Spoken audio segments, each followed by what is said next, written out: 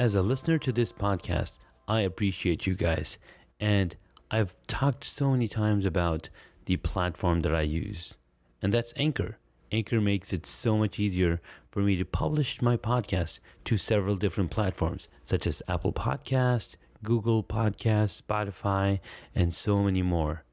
Anchor is a one-stop shop for recording, hosting, and distributing your podcast. Best of all, it's 100% free and ridiculously easy to use.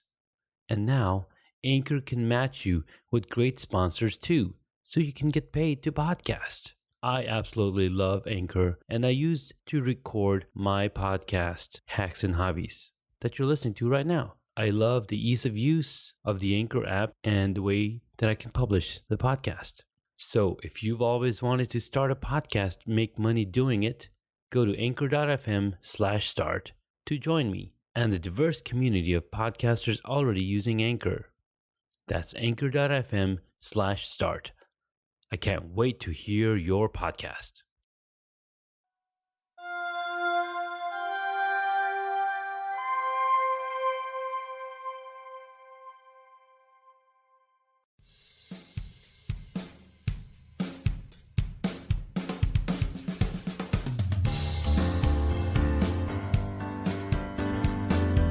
Thank you for tuning in to Hacks and Hobbies with your host, Junaid. In Season 2 of Hacks and Hobbies, we're visited by our amazing guests coming from all walks of life who want to learn their story, their struggles, and their journey on how they got to where they are today.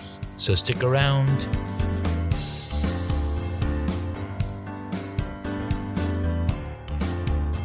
In this episode, I get to speak with Doug Cohen. I had the opportunity to work with him in past companies, and we've stayed in connection since then. And today we get to talk with him about some cool stuff. Some of the things on the podcast I've been talking about is mobile video production, and that's one of the things that Doug is interested in as well. Hey, Doug, thanks for taking the time to come on the podcast. Great. Thanks for inviting me onto the podcast. You know, I've never done one of these things before, and they say you never forget your first time. It's just unfortunate mine's with a man, but oh well. Well, you know what? This podcasting is very addicting because it is a very easy medium. Unlike video, you don't have to show your face.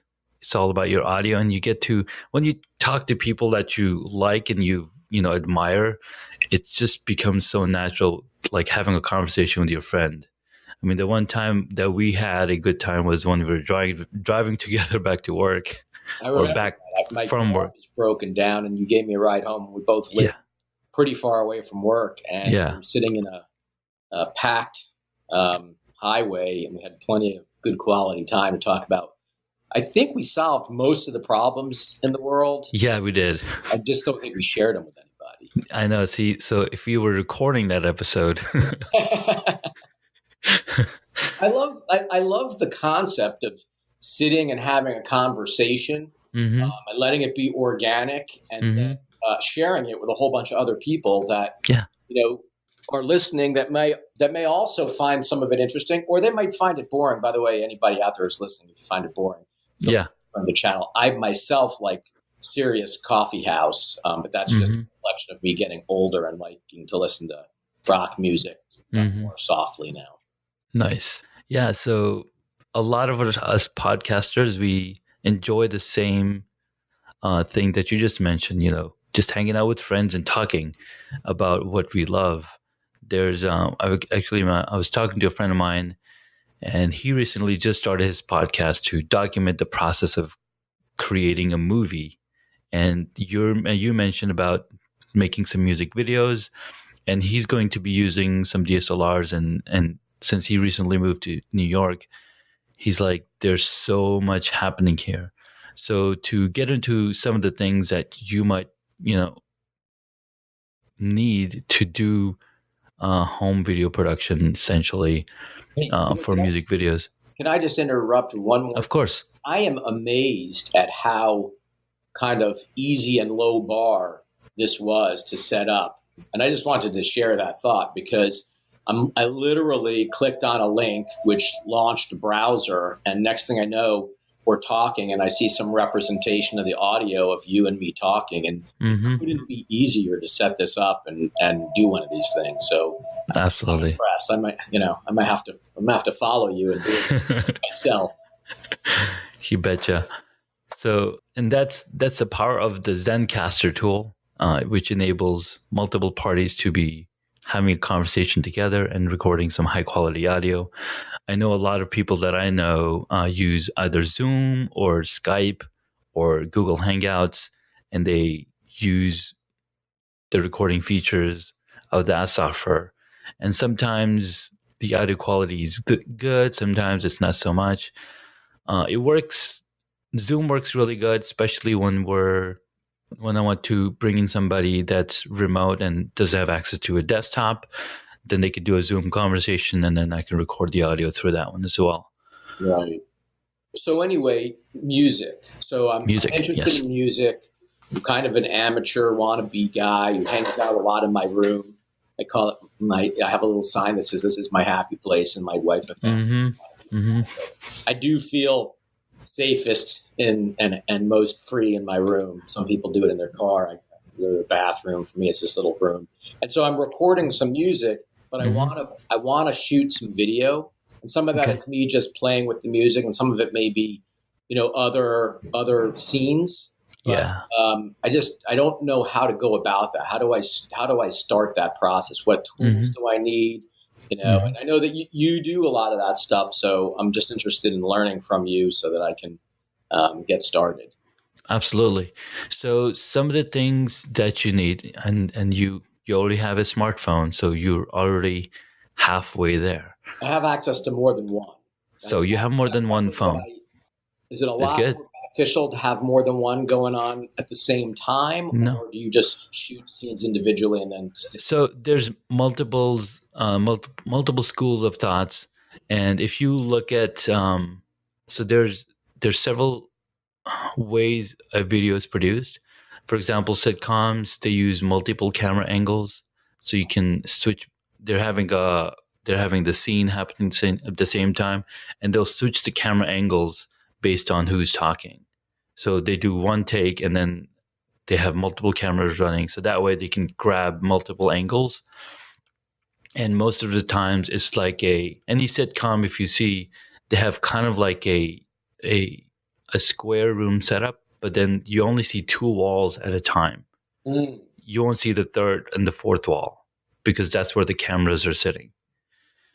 Okay. And so they have these third and fourth wall is where they have the camera gear, and they're never crossing lines. Like you won't see the other camera because you always want to make sure that one camera doesn't see the other camera. So that's called crossing the lines. Okay.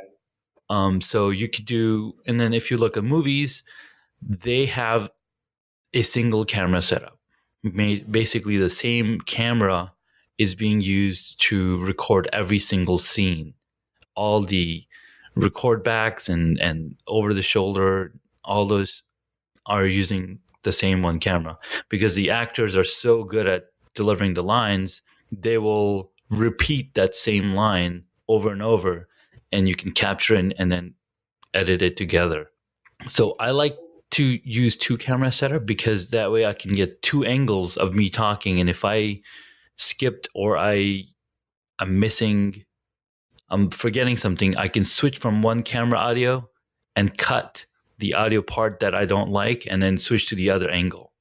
So that way I can break up dead space and have more engagement in the audio. So my questions there are, if I were to use more than one camera, how do I, and in all cases, if it was one or multiple cameras, I'd want to sync it to an audio track that already existed. So whatever I'm recording through the video, basically got to toss because I will have pre-recorded audio. So the question I guess I have is, how do I sync the video to the audio? Is that just in the desktop editing tool? Yes, it would be in the desktop editing tool. Plus, there is one specific application that I'm thinking about that will enable you to, first of all, edit your final shot in it. So, for example, in TV studios, they use something called a switcher. The switcher has a view of all the live cameras that are, recording audio or recording video, and they can say, okay, go to scene one, or go to camera one, go to camera two, go to camera three. So there's a on-set director that's talking to the camera, the switch operator, to switch between the different camera angles. And whenever you were watching live sports, they have the same setup. They have multiple cameras online that are, recording their angles. And then there's a switchboard. When you're watching a sports game, the switcher dude is the one that's switching between one angle to the other angle. And then they do the replays of, basketball shots or whatever. So that's the switcher studio duty to do. Because one of the things I was thinking, so the digital audio workstation tool that I use has a feature that I really like called comping. And what it does is it just lets you do multiple takes of a certain passage of music, and it stacks them. And then what you can do is you can highlight the different takes and it'll composite together, one take. And so I was kind of hoping that if I had something that allowed me to, kind of import multiple shots, some way sync them up so they're synced to the audio track, and then go through and literally just highlight the sections that I want.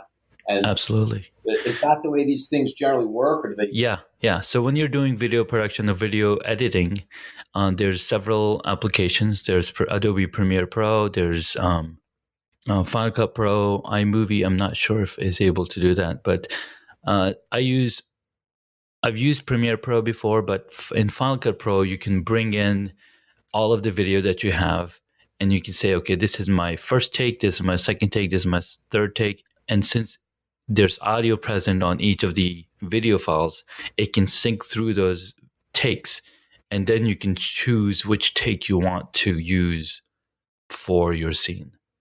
So it automatically syncs the videos based on the audio. Okay, that's good. Based on the audio attached to that video. Now, so that's one of the reasons. Recorded audio track too? Right. So your camera is able to record the audio track. So what you would do, since you have 2 camera or 3 camera setup, you have both of those cameras or both of those phones are recording audio as well. Right. And if they're recording the same audio, and let's say you have pre-recorded audio, what you do is you play that pre-recorded audio and then record the 2 videos.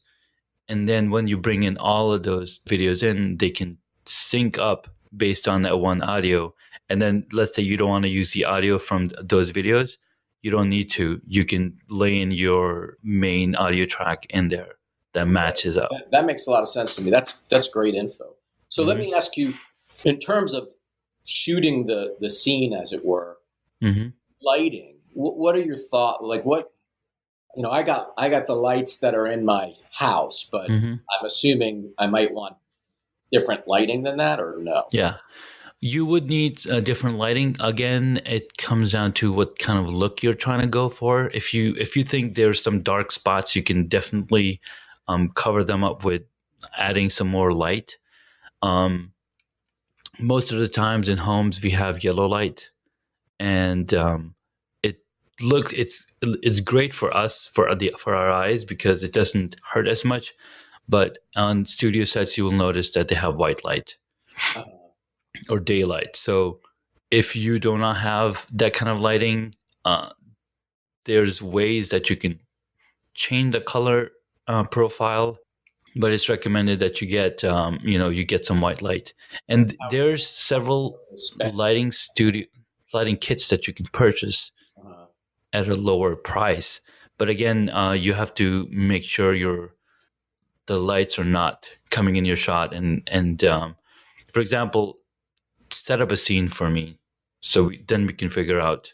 All right, so let's just say I'm in my little area where I've got my guitar and a couple guitars on the wall, my little amp and my effects there, and I have a little chair that's like a slipper chair. It's like 16 inches off the floor, and I'm going to play with the music, and I'm going to have a camera that's kind of looking at me performing, and another one that's probably more focused into what my hands are doing on the guitar. The instrument. Mm-hmm. Yeah, and then I'm not looking for some sort of extravagance, but something that doesn't. I mean, I guess the goal is to make it look pro quality, but not make it look super dramatic. Mm-hmm. Yep. So I don't know what kind of lighting I should get, how many of those things, and I mean, obviously, some of that's going to be dictated by cost because I don't want to spend more than like $100-$150. Sure. Do you have tall ceilings? I don't know. I think they're standard, like 12 feet. Okay, those are tall ceilings compared to mine because I only have 8-foot ceilings. What kind of a house do you live in that only has 8-foot ceilings? Sorry, they're probably 9-foot ceilings. I mean, I'm not a tall person, but I don't think it's made to have 8 feet ceilings. No, you're right. Probably 8-foot doors. Maybe So 9. I don't know. But so all you need is simple LED lights. So you already have light from the ceiling, and that's filling in the certain air, and looks like you're not moving a lot. I mean, you're moving in a certain respect, but you're not really walking around. You're sitting in one place. Right. So the 2 camera setup is, one's going to be focused on your guitar, the other focus on the whole scene. So you can cut between those 2 scenes as what you're doing with the guitar. And you can even have 3 cameras, one maybe on the neck, one on where you're strumming. I don't know. I've got some old iPhones laying around, so I figured it doesn't hurt to just, yeah. shoot. And some of them have different quality. But by the way, what settings do I want to shoot in? So you want to shoot probably all of them at 1080, 30 frames per second, or 24 if you want to be, if you're looking for the filmic look. Is that a setting on I'm looking at my phone right now. Is that a setting on the phone? So that would be a setting in the camera camera settings, and there is a specific app that I would recommend that you get, and it's called Filmic Pro. But then there's another application called there's 2 specific. The first one is Filmic Pro. Filmic Pro. And the second application is called Sling. Sorry. Is it Sling? No. It's called Switcher Studio. So Switcher Studio app is really cool. They do have a subscription model. So what's cool about this specific one is that it enables you to connect up to 9 iPhones together. Oh, cool. So you can have up to 9 different angles. And let's say you have an iPad, you can, on the iPad, have your main switcher area.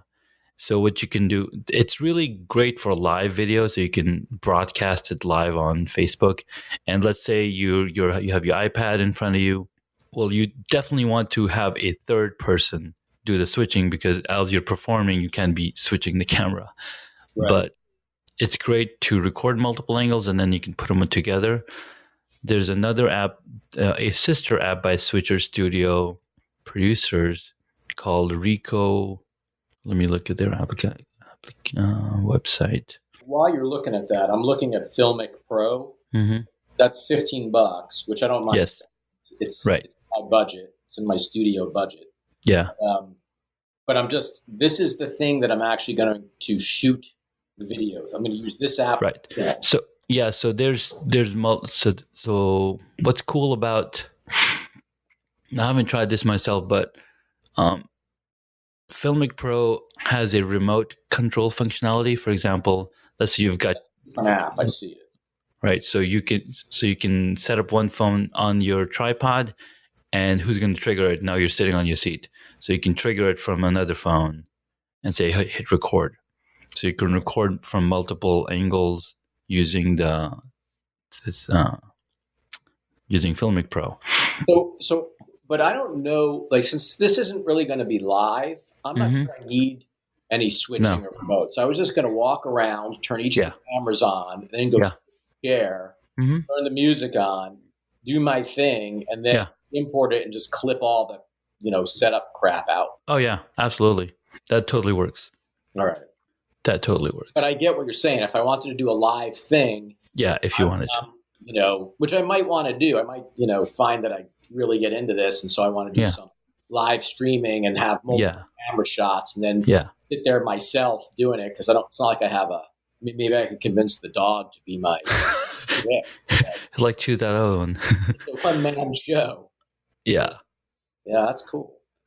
All right. Or So the lighting. Did you have any specific recommendations of brand of lighting? there's a lot of brand of lightings which cost a lot more money, but I found some Amazon, either Lumo Studio or I can send you a link of something that I purchased myself. It outputs about 2,400 watts of light, Okay. and you can have multiple, and it comes with 3 sets or 3 lights, Are and you these things pretty portable, or am I going to have like more crap in my basement? I can send you a picture and you can decide. Because ideally, something that looks like a flat monitor but has this white light would be something that's easy to store would be another. No, absolutely. So these things have these big hoods that just softens the light, and there are LED panels that you can probably prefix, but they cost a little more. So something to play with, I guess. Yeah, no, that's I'm interested in this. I don't know why. It's just, but I guess if I'm sitting on your podcast called Hobbies and Hacks, I'm in the right. But it's just something I've always been curious about. Yeah. And I'm the type of person that, I don't want to get distracted from what I really do and kind of lose my focus of doing one thing pretty well. But I do think it's useful to just have some pickup skills in some of these other areas so that you can make your overall presentation of things much better. And if I do want to share some things out on Facebook or something like that, I don't want it to look like crap. I want it to be good. Absolutely. And I know your stuff looks good. I mean, as much as I'm not that interested in your commute home, I always marvel at the cinematography and the quality of what you do. It's very high quality. Appreciate it. Yeah, the drive home and the drive to work, that's all just a phone, man. This front-facing phone. And I have used some other applications. For example, recently I did a Facebook Live from within virtual reality. Huh. And Facebook, as you remember or not, they purchased Oculus Rift a few years ago for $2 billion. Yeah. So when they introduced their first application that Facebook did on Oculus Rift was called Facebook Spaces. And this would enable you and 3 other of your VR buddies to hang out in a virtual space. Wow. And you can then live broadcast from within that or call people up from within that. Like I've made a phone call from within VR to somebody on Facebook Messenger. And he's like, "Oh my God, what am I looking? I do not have words for this." Because you have your own personal avatar, 3D avatar. And it was pretty cool. My neighbor has an HTC Vive, and it's got the geofencing, so we're down at home theater, so the audio is pretty killer. And he brought me down there, and there were a couple of apps that, Google Earth and Google Paint, and then where it was like a boat underwater and swam up. But it was really intense. The one thing I would say though is that I was still tethered with a pretty heavy headset on. Yes. And like after about 30 minutes, I felt fatigue. I was getting sweaty, but it was just it was unbelievably relaxing to do the paint thing with the music. And also on Google Earth, I do have to confess, I felt like either somewhere between a superhero and a god. He's just flying around. Yeah, you could go up and see the whole Earth, and it's moving around with your hands like a giant globe, and then back down and walk around the streets. And I was like, "This is so cool! This technology." Yeah, it's definitely the future. I'm just surprised it hasn't really caught on as fast as it could. Just to kind of bridge both of these conversations. One of the things that to me, it sounds like a gimme idea. And I'm sure someone's pursuing it, is, it's so freaking expensive to. It is. That's the problem. But no, hear me out. To see concerts, right? I mean, there's Yes. real concerts I want to see, but you go look at it and you're like, $500. I don't like the band that much. Yeah. For me, I could buy an instrument for $500. So Exactly. the notion of being able to see the concert virtually, to be there while the concert's being filmed, it could be after the fact. It would be more exciting if it were live. And Yeah. then to be able to stand on stage and look at the crowd while the band's performing, Yeah. worth money to me. I would spend, $100 for that ticket. Yeah. And not even go, just be there. So, Just be there. Yeah. they've got a certain amount of seats that they're filling up at, I don't know how many hundreds of dollars a ticket. It seems to me that the economics of, if you can, at $50 or $75 if you want, forget about backstage access, front stage, or front stage and backstage access. Yeah. I'm not there. It doesn't cost them anything. They need the camera. Now, I don't know if the camera's too disruptive for the regular live paying people, but just this notion of being able to get on stage and see what they're seeing and kind of just get a sip, a little taste of what that feels like would be awesome. No, absolutely. Muse actually records all of their concerts in 3D, in 360-degree video.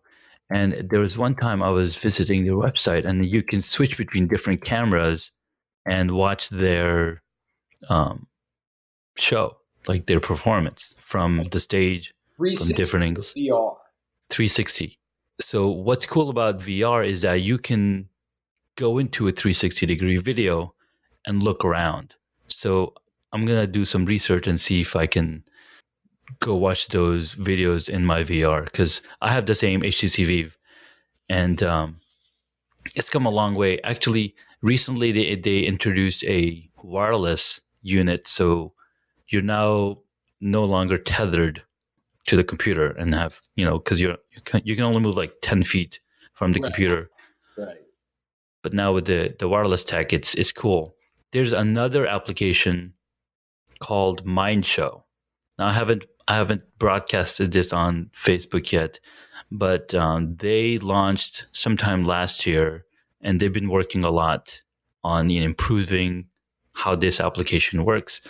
Mind Show enables you to create your own scripted show in virtual reality. So you can have, let's say you have a 3-person performance or a 2-person talking thing. You can take over an avatar in virtual reality and record your own scene, and then skip out and then go to the next person and do the other part of the scene. Now you've got a whole scene with 2 people talking to each other. Wow. Yeah, I guess that's where the future's going, and 5-10 years from now, we'll look back at it and laugh about how arcane it seemed right now. But it's still, from where we are today, it seems very cool. It just seems mind blowing in terms of what that experience is, because you can't envision beyond it.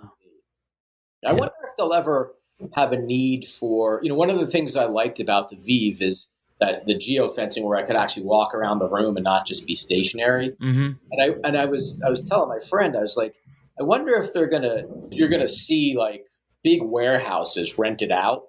That's really just space for people to walk around in, like, kind of like Westworld or something. You could walk through a whole virtual reality city. I mean, I saw some things where they had like a machine where it was like a treadmill where you're walking, but you're really not going anywhere.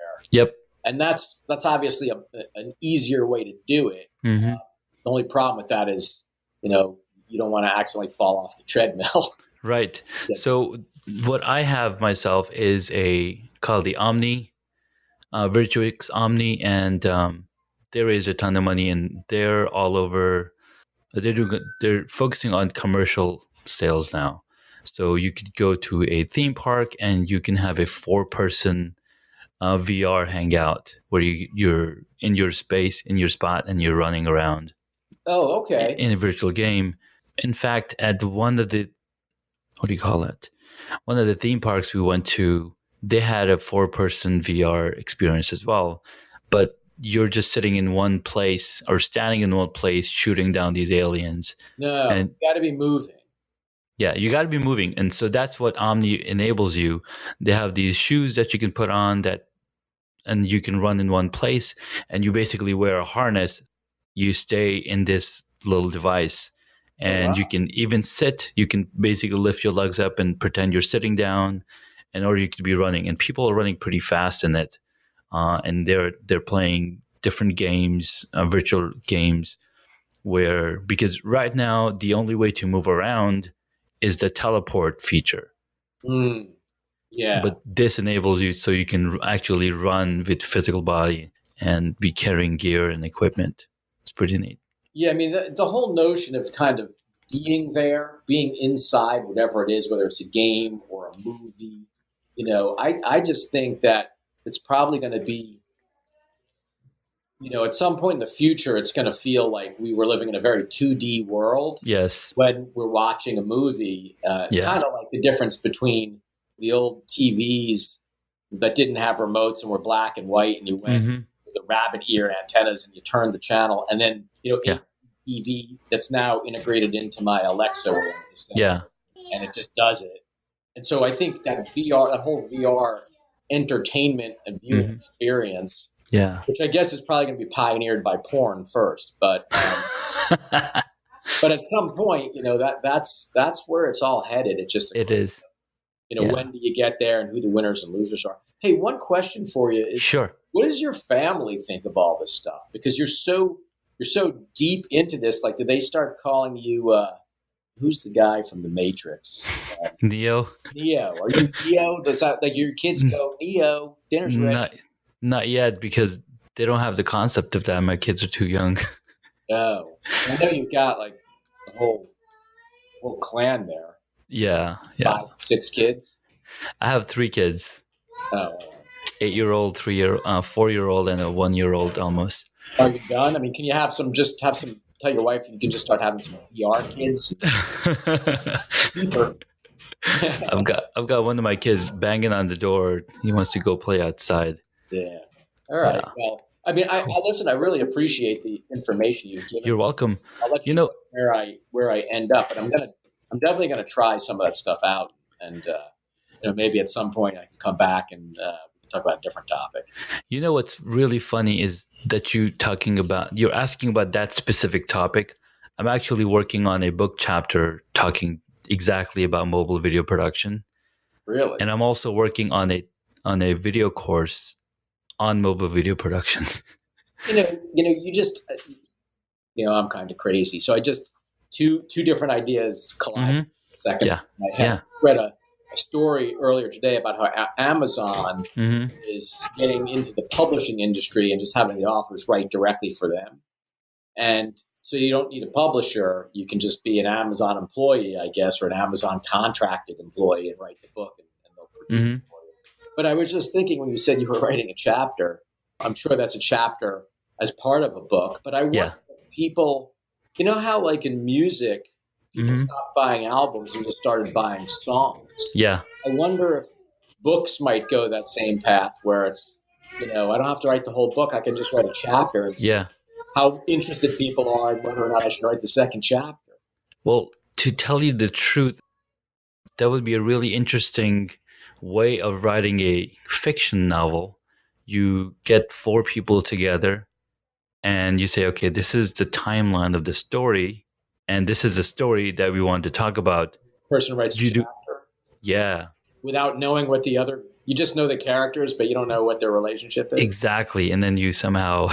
I've seen a bunch of crappy movies are kind of like that, where you go, is this how they produced it? Yeah. But then invariably there's some friends of mine who are like, that was brilliant. Yeah. That was brilliant. That was shit. They applied some good video editing to it. It backwards. Yeah. Through the storyline. I felt that way about Memento. I had some. Yeah, Memento went backwards. Yeah, and I was like, I'm not getting any of this. No. Well, it's interesting that you mentioned, you could just do a chapter, because this book, the book that I'm contributing a chapter to, is the editor or the main author, he's contacted 24 different professionals in their own space. So it's more like a how-to book where you can buy this book and learn how to do 24 different things and how to go from 0 to 60. No, I've seen books like that, like success stories, and here's all. Yes. Yeah, something like that. So, well, I'm glad I got it for free and just shared it with the world. So exactly. Good luck to that guy who's selling the book. Thank you, man. Appreciate it. Yeah. Well, this was fun. Anytime you have any other questions, you know where to reach me. Yeah, let me know. I always like to hear myself talk, so anytime. Okay, I will let you know when this podcast goes live. All right, sounds good. All right, take care. Take it easy. Bye. All right, bye. Congratulations, you made it to the end of the episode. Thanks so much for listening to our guest on this episode.